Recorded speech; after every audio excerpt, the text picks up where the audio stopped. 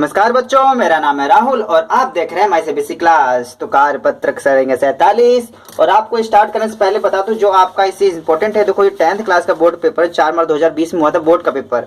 तो आपको मैं इसमें दिखाना चाहता हूँ वो रंध्र क्या होता है। जो आपको ये आज पढ़ रहे हो ना, ये आपका 10th में फिर घूम के आएगा और जब ये क्वेश्चन आएगा तो मैं आपको ये बोर्ड का पेपर भी दोबारा से दिखाऊंगा अभी इसी वीडियो में। इस कार्यपत्र का आपका 21/10/2020 है आपका और कक्षा 9th विषय विज्ञान। तो आज हम उत्तक एपिडर्मिस के बारे में पढ़ेंगे। जैसे आप इससे पहले की जो हमारी वर्कशीट आई है देख लेते हैं कैसे कैसे। ठीक है, तो 44 शुरू हुई थी उत्तक विभजोतक उत्तक के बारे में पढ़ा था। उसके बाद 45 शुरू हुई थी सरल स्थायी उत्तक पैरेन्काइमा के बारे में पढ़ा था। ठीक है, ये 3 प्रकार के होते थे, पैरेन्काइमा, कोलेन्काइमा, स्क्लेरेन्काइमा। तो पैरेन्काइमा के बारे में पढ़ा था जो 45 के बाद 46 आई। तो 46 में हमने दोनों के बारे में पढ़ लिया जो 2 बचे थे, कोलेन्काइमा स्क्लेरेन्काइमा के बारे में पढ़ लिया था। तो 46 खत्म हो गई थी। आज हम स्टार्ट करने जा रहे हैं 47 वर्कशीट और इसमें पढ़ेंगे हम एपिडर्मस के बारे में। जो उत्तक के अंदर क्या है, एपिडर्मस।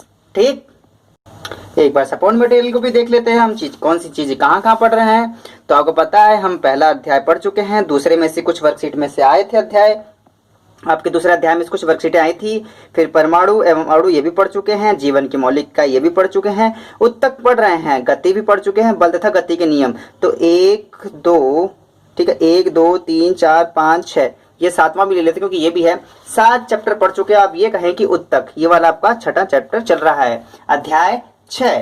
तो आपका जो मैंने क्वेश्चन आंसर लिखे हैं वो आपका मैंने सपोर्ट मटेरियल से में से हेल्प ली है ताकि आपको ज़्यादा परेशानी ना हो वर्ड को देखने में। तो जिज्ञासा देख रहे हो, ज्ञान बिल्कुल चेंज हो चुका है। यहाँ पे थोड़ी शकल दिखा भाई साहब, देखो। तो चलिए आगे पढ़ना शुरू करते हैं। एक पौधा अपनी रक्षा किस प्रकार कर पाता है। हम तो अपनी रक्षा तो बहुत जल्दी कर लेते हैं, कुछ भी दिक्कत होती है मम्मी मम्मी बुला के तो अपनी रक्षा तो हम कर ही लेते हैं। बाकी पेड़ पौधे कैसे रक्षा करते हैं इसके बारे में आज पढ़ेंगे। इस कार्य को करने के लिए पौधे की संरक्षित उत्तक होते हैं जो पौधे की पूरी तरह सतह को ढकते रहते हैं या इनको बचा के रखते हैं। इसका मुख्य कार्य पौधों की रक्षा करना है। यह भी सरल उत्तक ही है। ठीक है, यह भी एक सरल उत्तक ही है परंतु इसका कार्य संभरण उत्तकों से भिन्न होता है। यह 3 प्रकार के होते हैं, epidermis, stomata, cork. Epidermis, stomata और कॉर्क। ठीक है, तो आगे पढ़ना स्टार्ट करते हैं हम। एपिडर्मिस के बारे में पढ़ेंगे पहले। एपिडर्मिस पौधे के सभी भाग जैसे फूल, पत्ती, तना और जड़ की बाहरी सतह कोशिकाओं की एक परत से ढकी होती है। इस परत को एपिडर्मिस कहते हैं। एपिडर्मिस की कोशिकाएं चपटी होती हैं। यह पौधे के, अब यहाँ ध्यान देखो, जहाँ एपिडर्मिस देखो ये रहा एपिडर्मिस, क्यूटिल एपिडर्मिस। तो ये पत्तियों के अंदर पाया जाता है और चपटा पाया जाता है। ठीक है, और हर जगह फूलों में, पत्तियों में, तनों में हर जगह पाया जाता है। यह पौधे के बाहरी भागों पर जल प्रतिरोधी परत बनाती है जो क्यूटिल कहलाती है। जो बाहरी परत होती है इसकी, देखो क्यूटिल, जो बाहरी परत बनती है उसे क्यूटिल कहलाती है। आपने देखा होगा जो बाहरी जो हिस्सा होता है वो मोम जैसा होता है, कोई भी चीज टिकाओ तो उस पर टिकती नहीं है, पानी तुरंत गिर जाता है। जो पौधे को जल हानि परजीवी कवक से रक्षा करता है। तो जैसे अगर हम अपना हाथ पानी में रखें तो हमारा हाथ काफी फूल जाएगा बाद में, लेकिन पेड़ पौधे पानी में ही रहते हैं। लेकिन ऐसा क्यों नहीं होता, क्योंकि उसके ऊपर एक लेयर होती है, किसकी, क्यूटिन। आगे पढ़ते हैं। एपिडर्मिस की क्यूटिकल वाष्प उत्सर्जन को नियंत्रित करती है, मतलब कहीं पौधा ज्यादा सूख ना जाए, इसी वजह से उस पर एक मोम की परत होती है, मुलायम भी रहेगा और पानी वाष्पित भी नहीं होगा। जड़ों की एपिडर्मिस कोशिकाएं पानी को सोखती हैं। इस कार्य करने में उसमें बालों जैसे प्रवर्ध होते हैं जिसमें जड़ों की पानी सोखने की क्षमता बढ़ा देते हैं। ठीक, तो ये हो गया आपका। अब एपिडर्मिस पढ़ लिया, अब पढ़ेंगे हम स्टोमेटा के बारे में। स्टोमेटा, अब याद रखना, मैं बार बार बताऊं, स्टोमेटा आपका पेपर 10th क्लास के पेपर में भी आया। मैं पेपर में दिखाऊं, देखो ये रहा आपका 10th क्लास का बोर्ड का पेपर। अभी यकीन नहीं है तो दिखाना तो पड़ेगा भैया ना। अरे कहीं ऐसी देखो मार्च 2020, और वैसे भी बोर्ड के पेपर में कहीं लिखा नहीं होता 10th क्लास, याद रखना। ये तो मैं जानबूझ के लिखता हूँ ताकि याद रखूंगा। पिछले 3-4 सालों से जब इकट्ठा करते हैं यार 10th का में लिखा ही नहीं होता। आप ध्यान देना, बोर्ड के पेपर में सब लिखा नहीं होता 10th क्लास। तो ये 4 मार्च 2020 को लिया गया था पेपर। और आपका ये रहा, रंध्र क्या होता है, इसके खुलने और बंद होने के नियंत्रण समझाइए। ठीक है, 5 नंबर में प्रकाश संश्लेषण के दौरान गैस मुक्त होती है अथवा निकलती है। ये आपको नीचे क्वेश्चन भी आया है, उसमें भी आपको समझा पाया एक बार में। तो पत्तियों में एपिडर्मिस में छोटे छोटे छिद्र होते हैं जो स्टोमेटा या रंध्र कहलाते हैं। इन्हें वृक्क के आकार की कोशिकाओं घेरी रहती है, जिन्हें रक्षी कोशिका भी कहते हैं। अब ध्यान से देखेंगे इसे, जो आपको ये दिखाई दे रहा है रंध्र, ये आपका पेपर में बनाने के लिए भी आता है। तो ये क्या होता है, ये एपिडर्मिस में छोटे छोटे छिद्र होते हैं, इसी को हम रंध्र कहते हैं। यहाँ से गैसों का आदान प्रदान होता है। ठीक है, क्या गैसों का आदान प्रदान। स्टोमेटा का कार्य वायुमंडल से गैसों का आदान प्रदान। कौन सी गैसें, CO2 लेने का और O2 देने का। CO2 इसके अंदर आती है और O2 इससे बाहर जाती है, और वाष्प उत्सर्जन का भी कार्य करती है। जैसे कि पौधे के अंदर जब गमले में ज्यादा पानी भर जाता है तो उसे पानी निकालना होता है, नहीं तो जड़ें सड़ जाएगी, तब भी वहां से वाष्प उत्सर्जन का भी कार्य करता है। कौन, स्टोमेटा। पढ़ते हैं कॉर्क के बारे में। उम्मीद है चीजें बहुत ही सिंपल है, सरल तरीके से पढ़े, कोई दिक्कत नहीं आएगी। अब कॉर्क के बारे में पढ़ते हैं। कॉर्क पौधे की लगातार वृद्धि के कारण, जब जैसे कोई भी पौधा लगातार वृद्धि होता रहता है और तने में मौजूद एपिडर्मिस एक दूसरे उत्तक कॉर्क में बदल जाते हैं। जैसे कि आप देख रहे हो यहाँ पे लेयर है ना, धीरे धीरे जो इसके अंदर वृद्धि होती है, एक लेयर होती है, फिर दूसरी लेयर, तीसरी लेयर, चौथी लेयर, मतलब जो पहली होती है उसके नीचे एक एक लेयर बढ़ती रहती है, फिर धीरे धीरे क्या होता है, ये कॉर्क में बदल जाती है।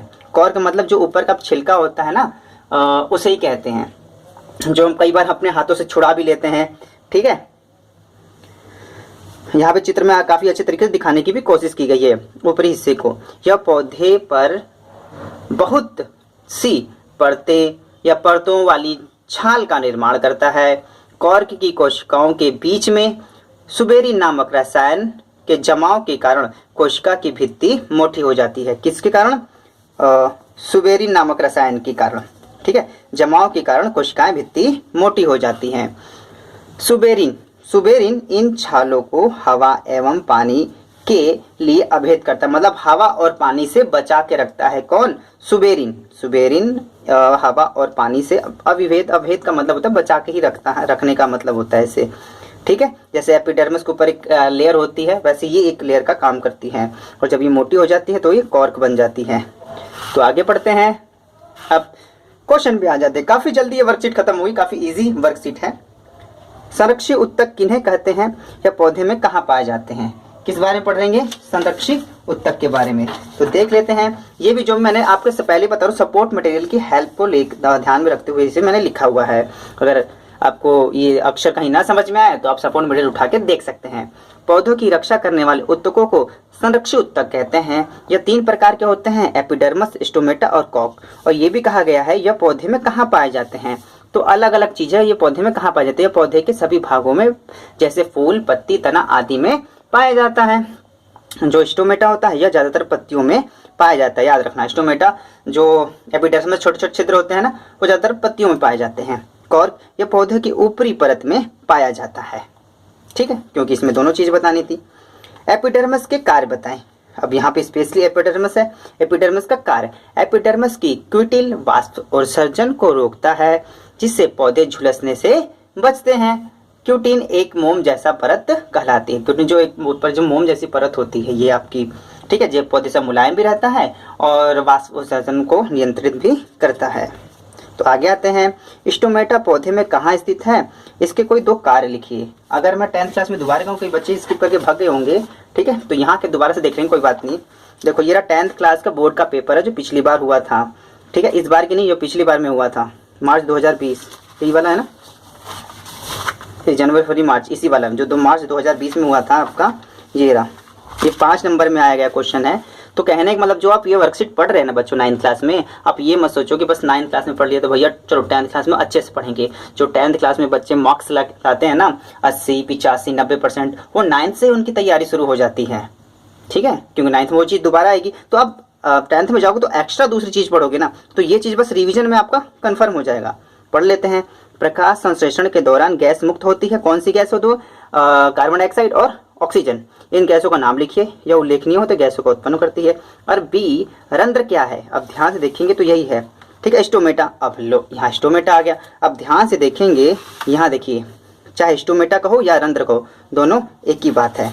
तो स्टोमेटा, यहाँ पे स्टोमेटा क्या है, इसके खुलने और बंद होने की क्रिया कैसे नियंत्रित होती है। अब देखो यहाँ पे एक पॉइंट अब आगे चलाया गया 10th क्लास में, लेकिन आपको अगर रंध्र पता होगा तो ये याद करने में मुश्किल नहीं आएगी। ठीक है, तो इसको फटाक से लिख देते हैं। तो बस यही दिखाने का मतलब है, चीज़ें ध्यान से पढ़िए बच्चों, 10th क्लास में वो काफ़ी आसानी होगी। स्टोमेटा पत्तियों के एपिडर्मिस में छोटे छोटे छिद्रों में होते हैं जो स्टोमेटा या रंध्र कहलाते हैं। कार्य गैसों का आदान प्रदान में सहायक होती है। उसने देखो 2 गैसें बोली थी, कौन सी, CO2 और O2। पौधों में अधिक जल होने पर वाष्प उत्सर्जन में सहायक होती है।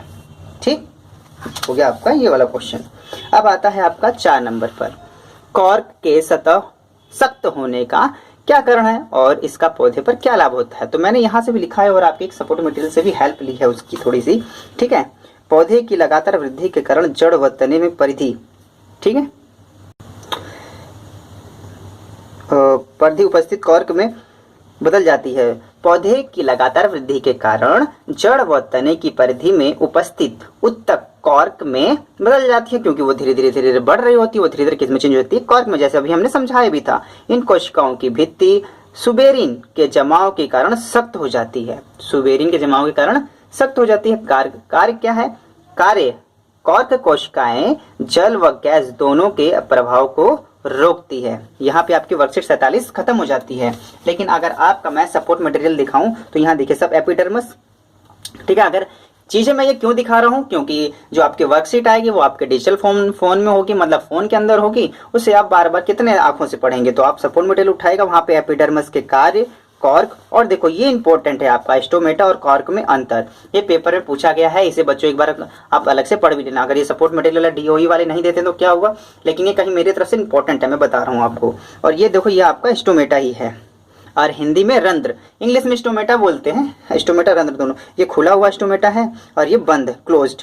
इसमें से अभी गैस का आदान प्रदान हो रहा है, यहाँ पे गैसों का आदान प्रदान नहीं होता। ये दिन के समय में होता है, ये रात के समय में है, ठीक है। तो ये 10th क्लास में और इसकी डिटेल्स पढ़ेंगे आप, क्योंकि ये 10th क्लास में भी आया हुआ है। तो माय CBSE क्लास के इस वीडियो को देखने के लिए धन्यवाद। अगर अच्छा लगता हो, इतनी मेहनत करते हैं तो थोड़ा सा तो यार एक लाइक तो बनता है, क्योंकि आपके लाइक्स तो होते हैं वो हमें मोटिवेट करते हैं, ठीक है। तो लाइक करिए, जिससे मुझे मोटिवेशन मिलता है वीडियो और अच्छी तरह से बनाने का। देखिए मैं 10th क्लास की सारी आपके क्या कहते हैं पेपर को इकट्ठा करता हूँ, 9th क्लास के पेपर को इकट्ठा करता हूँ, तब जाके आपको चीज़ें बताता हूँ, ताकि आपको इधर उधर भटकना ना पड़े। आप क्वेश्चन इंपॉर्टेंट आप भी समझे कि नहीं, सच में इंपॉर्टेंट है, कोई तुक्के में आपको नहीं बताया जा रहा है। मैं CBSE क्लास की इस वीडियो को देखने के लिए धन्यवाद। जय हिंद, जय भारत।